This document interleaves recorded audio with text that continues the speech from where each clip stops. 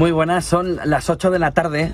El mercado va a cerrar un trimestre negativo, el primero en el último año, en el que se empieza a marcar claramente de qué manera ahora mismo Wall Street, el conjunto de la renta variable, mira una situación que parece un poquito más complicada de lo que parecía antes de la entrada en este trimestre, antes de la entrada en el verano, pero con muchísima tranquilidad de un año donde los deberes están prácticamente hechos y se mira, sobre todo a fin de año, de qué manera ahora este trimestre puede suponer un movimiento de repunte, de empuje hacia arriba en el conjunto del mercado. Es viernes y la realidad es que estas últimas 2 horas de cotización del mercado en Estados Unidos nos llevan sobre todo a reflexionar, a pensar. Es el momento de ver que en los últimos días ya empieza a moverse algo más de nerviosismo, de volatilidad. Pero ¿qué es lo importante y qué es lo imprescindible ahora mismo en la cabeza del inversor? Miren, lo importante está alrededor de los problemas a corto plazo. Los problemas a corto plazo parecen que están controlados. Es verdad que hemos visto, por ejemplo, un PCE hoy, un dato de la inflación que mira a la Reserva Federal mejor de lo que se estaba viendo, ya está por debajo del 4%, 3,9%, pero donde la energía empieza a tocar, ahí ya repunta, y repunta con fuerza. De tal manera que el corto plazo parece controlado. El medio plazo, que es este último trimestre, y es ese rally que mira el inversor. El medio plazo va teniendo sus problemas, pero se va llevando con mejor fotografía alrededor de lo cómo puede empezar a gestionarse. Ese medio plazo tiene sobre todo la fotografía de 2024, donde los nubarrones, las dudas, los problemas que pueda existir alrededor de la economía ahora mismo son un poquito más altos. Pero el inversor está pensando, bueno, así veníamos el año pasado y tampoco pasó tanto. Todo lo contrario, ha sido un festival. El otro punto fundamental viene alrededor del largo plazo. Y en ese largo plazo, los problemas, las nubes, las dudas, sí empiezan a jugar un papel fundamental.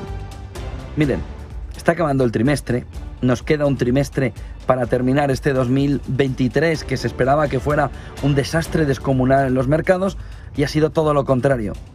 De tal manera que la primera premisa desde la que hay que partir es que ahora mismo el escenario es incierto. La inseguridad alrededor del escenario en el que nos estamos moviendo sería la clave fundamental. Y de ahí que vayamos al elemento fundamental a largo plazo, que se llama crisis de deuda. Ray Dalio, entrevista en CNBC, seguro que durante el día lo han escuchado en nuestro canal, en Negocios Televisión, ha dicho que la crisis de deuda en Estados Unidos es a lo que hay que enfrentarse. Es a lo que el inversor ahora mismo se tiene que preparar. Y ha dicho algo más. Ha dicho que él, Ray Dalio, ya está enfocándose en monitorizar la crisis de deuda en Estados Unidos. Pero podríamos extenderle no solo en Estados Unidos, porque lo que se está generando desde el inicio del siglo, desde el 2000, es una enorme deuda que a base de sustos parece que nunca llega y que es el lobo. El lobo, ¿dónde está el lobo? ¿Dónde está el lobo? El lobo no viene. Pero la realidad es que el lobo sí está queriendo venir. La realidad es que el lobo sí está por ahí. Lo que no sabemos es dónde y cuándo. Cuando Ray Dalio saca eso otra vez a la palestra, Rubini lo ha hecho muchas veces, la clave fundamental es que lo que está planteando Ray Dalio no es una crisis como la que hemos vivido en 2008, como la del COVID, muy puntual, ni la crisis de las .com o lo que pudiera suceder alrededor de la inteligencia artificial, sino que Ray Dalio lo que está planteando es 1929. Que es lo que el inversor tiene que empezar a calibrar en el medio y largo plazo y que ayuda a que en ese escenario de corto y medio plazo, perdón el helicóptero, en ese escenario de corto y medio plazo, ahí sí que es cierto que ese largo plazo tan problemático le genera al inversor una tranquilidad de por lo menos estar en el corto plazo, de ir generando, de ir teniendo rentabilidades en este corto plazo que le puedan servir, tanto en renta fija como en renta variable, para ir calibrando por dónde va esa crisis de deuda. Ray Dalio lo que ha puesto encima de la mesa en esa entrevista en CNBC, y ya ha puesto en otras ocasiones, por ejemplo en Uriel Rubini, es que no se puede seguir viviendo al ritmo que estamos viviendo.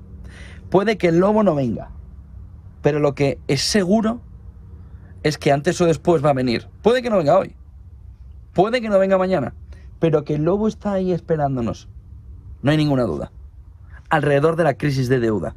De tal manera que lo que pone encima de la mesa Ray Dalio es, bueno, es que se esperaba que con la administración Biden hubiera una relajación, hubiera un entorno, hubiera un movimiento hacia el control del déficit. Y no ha pasado. Y en Italia lo mismo. Y en España lo mismo. Y en Europa en su conjunto lo mismo. Y en Alemania lo mismo. Entonces, ¿quién es el político que coge el toro por los cuernos sabiendo que sus tiempos son muy limitados cuando tome la decisión de atacar a la crisis de deuda con un recorte importante del déficit, recortando determinadas cosas que no nos podemos permitir? Porque, permítame la reflexión, lo que Ray Dalio nos está queriendo decir es que estamos viviendo por encima de nuestras posibilidades y que el ritmo de vida que ahora mismo lleva la sociedad occidental no se puede permitir. Y sobre todo, una segunda derivada, no se puede permitir con el ritmo de trabajo que en Occidente se quiere tener, porque no casa. Podemos querer vivir muy bien, pero en ese entorno de querer vivir muy bien, entonces hay determinados sacrificios que hay que realizar. De tal manera que lo que no puede ser es que por querer vivir muy bien tengamos un endeudamiento tan excesivo que tenga antes o después que explotar. Es decir, sí que se puede seguir con un gasto público brutal, pero a costa del trabajo de los ciudadanos, cosa que no es el mensaje que se está transmitiendo. Se está transmitiendo el mensaje de no te preocupes, aquí tenemos una caja que le damos a la caja y sale dinero. Y ese es el elemento fundamental que no cuadra en este entorno ni para Ray Dalio ni para la mayoría de los economistas. ¿Ustedes quieren tener este nivel? Perfecto. Hay que cambiar en la base del sistema si estamos de verdad concienciados que hay que trabajar mucho más para poder conseguir mantener lo que ya se ha conseguido.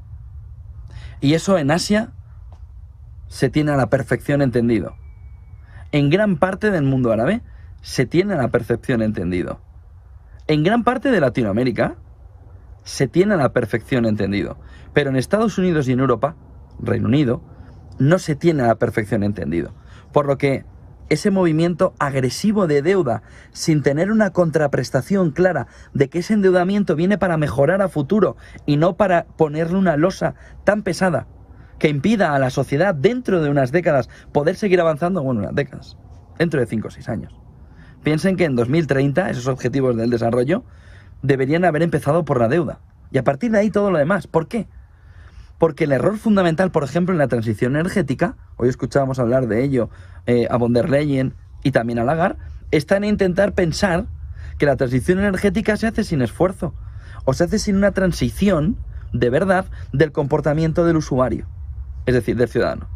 Es decir, también del gobierno de turno, que tiene que entender que hay que hacer un esfuerzo.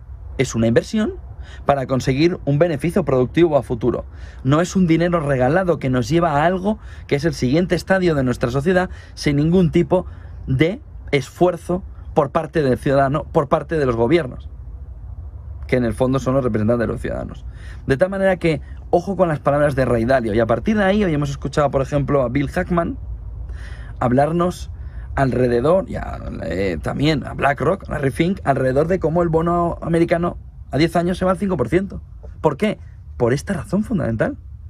Porque solo hay una manera de calmar lo que no es inflacionaria ahora mismo, la rentabilidad de ese bono a 10 años, que es exactamente saber, entender, comprender de qué manera se puede reducir, se puede reconducir la deuda. Y Biden ya no lo ha hecho. Biden ya no lo ha hecho, se acabó. Biden ya no tiene tiempo para hacerlo. Podía haberlo hecho, ha perdido su oportunidad. ¿Quién dirá? Bueno, le tocó el COVID y tuvo que gastar. Bueno, no, tuvo que inundar. Y esa inundación ha tenido un efecto colateral, que ahora luego entraremos, que se llama huir de la japonización de Occidente, de Europa y de Estados Unidos, camino al que íbamos. Entraremos luego. Primero, la siguiente reflexión está en por qué el 5%. Que el 5% puede ser barato en un entorno a 10 años donde una crisis de deuda, como está diciendo Ray Dalio, va a afectar los fundamentales de la economía. ¿En qué sentido los fundamentales de la economía? No se va a poder seguir creciendo al ritmo que se estaba creciendo porque no era real el crecimiento. Es decir, nos han tomado el pelo y hay que abrir los ojos. De verdad, ni Estados Unidos ni Europa estaban creciendo al ritmo que estaban creciendo. Estaban creciendo gracias al endeudamiento. Pero eso no es un crecimiento real. Es un crecimiento que está dopado. Es un crecimiento que cuando quitas el dopaje se te va al suelo. De tal manera que, ¿cómo vas a tener que seguir endeudándote si no tienes crecimiento? No es lo mismo empezar a endeudarte desde el punto en el que tienes crecimiento y el endeudamiento te va tirando, que el punto en el que ya no tienes crecimiento y solo con endeudamiento tiras. Esos diferenciales a 10 años están marcándonos la deuda y están marcándonos la realidad que está escondida debajo de la trampa de unos gobiernos que, como decía el propio Jamie Dimon de JP Morgan, han actuado como marineros borrachos gastando, pues bebiendo, gastando y poniendo y poniendo y poniendo y poniendo y nos han hecho creer y han generado la ilusión en el ciudadano, la ilusión no de qué ilusión, sino la ilusión óptica, la ilusión de que estábamos entrando en un escenario en el que el crecimiento era eterno, en el que habían descubierto una nueva ley de teoría monetaria que permitía el crecimiento ad eternum. Es mentira. Y no solo es mentira, sino que ha estallado. Aunque el mercado no esté reflejándolo, lo que ahora parece prácticamente imposible es la vuelta a un escenario del dinero gratis. Hablaremos dentro de 20 años. Hubo un momento, los famosos años 10, ¿se acuerdan? En el siglo pasado sucedió algo parecido. Se calentó tanto la economía que explotó en 1929. Pero vivimos una década, peligrosamente, en la que el dinero era gratis. Pero papá, ¿cómo el dinero era gratis? Sí, ibas al banco y te decían, no tiene rentabilidad, yo te lo doy. ¿Por qué? Porque hemos creado un nuevo modelo en el que todo es felicidad, todo es crecimiento, todo es belleza eterna, todo es maravilloso y todos sonreímos y nos divertimos juntos. Pero hemos vivido una gran mentira. Y la gran mentira está explotando, que es el problema de una parte de la población, que es el problema de una parte de los economistas, que es el problema de una parte de los gobiernos, de los gobernantes. Game over. Tipos altos. Inflación pegajosa. Situación, además, donde los pisos, las hipotecas, vuelven a donde nunca pensamos que iban a volver. Tipos tan elevados que la principal conversación cuando sales a tomar algo con amigos es qué está pasando hipotecariamente y hasta dónde va a llegar. Oiga, es que yo el primer envite lo he sobrellevado. El segundo envite, me está doliendo. Pero, oiga, ¿hay alguna opción de que esto tenga un tercer y un cuarto envite? Porque si hay un tercer y un cuarto envite, la fotografía cambia, no puedo. De tal manera que el ciudadano está empezando a entender que le han llevado como un regreso al futuro, o al pasado, a una época donde las condiciones económicas son completamente distintas y le han tomado el pelo. Oiga, usted va a poder vivir porque el lobo... ¿Lo oye? El lobo no viene. Tome el dinero gratis. Y hemos vivido en una gran mentira. Por lo que tenemos una crisis de deuda que podemos ir retrasando, pero que es evidente que antes o después explotará. Y tenemos una situación donde la renta fija, esos bonos gubernamentales, donde esos gobiernos, para endeudarse, no es que les vaya a costar un poquito más, es que van a sudar. Es que van a sudar y mucho para poder conseguir alcanzar un entorno donde se les preste teniendo toda esa carga de deuda que tienen detrás. Oiga, es que usted tiene un mochilón detrás y me sigue pidiendo dinero. ¿No me puede usted seguir pidiendo dinero? Sí, puede. Por lo que, fíjense, crisis de deuda, altas rentabilidades, crisis de deuda, mirándose ya, monitorizando. Lo ha dicho Ray Dalio, lo está monitorizando. ¿La tenemos? No, la está monitorizando, hombre. Uy. Que Ray Dalio esté monitorizando si hay una crisis de deuda, uy. Y a partir de ahí, ¿qué? Bueno, a partir de allí, esas rentabilidades de los bonos, que hemos dicho, fíjense lo que dice Bill Hammond con Larry Fink, 5%, usted le dicen 5%, solo con el carry, solo con el cupón, a 10 años, ¿qué hace? Tómalo. ¿Qué sucede en la renta variable? La sensación de que aún así existe un movimiento para retrasar la recesión. ¿Por qué? ¿O qué afecta? Bueno, es que si ahora viene una recesión o si ahora viene un repunte del precio del petróleo, como han dicho, por ejemplo, esta mañana en el programa, en Business Connection, hasta el entorno de los 110, 115 dólares, esa crisis de deuda se acelera. Pero ¿y si no viene? Y si no viene, se puede seguir jugueteando como en la última década, con unos bancos centrales viciosos a la inyección de dinero, pero que generan una situación ilusoria que no es la realidad de lo que se está viviendo. Y a partir de ahí, el tercer elemento clave para reflexionar este viernes, ya de cierre de esta semana. Bueno, la clave fundamental está en que se ha evitado una japonización y que te lleva a pensar hasta qué punto no es el elemento en el que en el estudio de lo que estaba pasando dijeron, si queremos evitar una japonización, inflación. ¿Y cómo generas inflación? Inyección hasta morir de liquidez. Y eso es lo que han hecho. Cuando lo veamos a futuro, veremos una panza en el gráfico. Aquí está en el gráfico. Y veremos una panza enorme. ¡Papá! ¿Qué es eso? ¡Está gordillo! ¿Está gordito, eh? Y dice, no. Son los gobiernos que se han puesto ciegos a meterle y luego a adelgazar. A meterle inyección de liquidez. Pero ¿hasta qué punto esa parte de intentar evitar el daño mayor que podía haber sido una japonización de la economía europea y estadounidense se ha conseguido en un primer escenario y ahora nos viene el segundo gran escenario, que es, ¿vale? Ya lo has conseguido, ¿y ahora qué? Esta inflación. Porque ese sería el cuarto punto en el que estamos moviéndonos.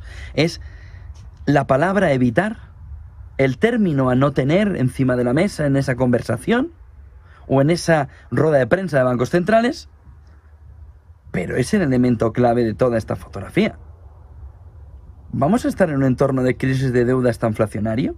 Es decir, ¿vamos a estar en un entorno donde una inflación elevada, con una crisis de deuda que impida la emisión, impide también el crecimiento de las economías? Y ese crecimiento de las economías, en un estado estanflacionario, nos hace esa pescadilla que se muerde la cola, que impide precisamente cambiar todo esto. Pues ese es el elemento clave a estas horas a la hora de ver el conjunto de la fotografía. ¿Ven cómo van enlazados todos los elementos de la fotografía que tenemos ahora? Y nos faltan algunos, ¿eh? Colateralmente tenemos la guerra de Ucrania. Colateralmente tenemos, más problemático que la guerra de Ucrania, la guerra comercial China-Estados Unidos, China-Unión Europea. Y colateralmente tenemos el elemento clave de todo, la guerra fría que ya se está viviendo, en la que China todavía está mirando, en la que ya está Estados Unidos, Reino Unido, Europa, muy metidos en ese concepto, sobre todo en su opinión pública bélico, sobre cómo ir preparando, de los años que hemos vivido peligrosamente y de felicidad absoluta, no se pasa a un entorno bélico. Se prepara la opinión pública. De tal manera que eso es lo que también se va viendo poco a poco, como lo que parecía inevitable empieza a coger cuerpo. Que es que geopolíticamente hay un riesgo muy alto a que haya esa escalada que desde hace un año y medio venimos diciendo que sería el cisne negro final para todos los problemas anteriores. Que sería una escalada del conflicto, de la guerra de Ucrania. De tal manera que cerramos trimestre, va a ser negativo, cerramos además primeros 9 meses del año con una situación diferente, la inflación cede, la energía repunta y estamos ya en un entorno estanflacionario. No estamos, deja de negarlo, ya estamos ahí. De tal manera que se va profundizando, se va viendo, se va jugueteando con ese nuevo escenario en el que lo que queda muy evidente es que se ha acabado una época. La época pasada, la de los tipos bajos, la de los tipos de interés prácticamente regalando el dinero. Eso se terminó, aunque no hay quien dice que hay alguna opción de volver. Y la clave, intentar entender si ese lobo que les voy diciendo que no termina de escucharse aquí, termina por sí venir aquí, en este escenario, para cambiárnoslo todo. Se quedan ahora con toda la fotografía con Javier del Valle y también con Sergio Fernández, viendo cómo va avanzando esta jornada, que en el mercado no ha dejado ni está dejando ni un solo respiro. Buenas tardes y buen negocio.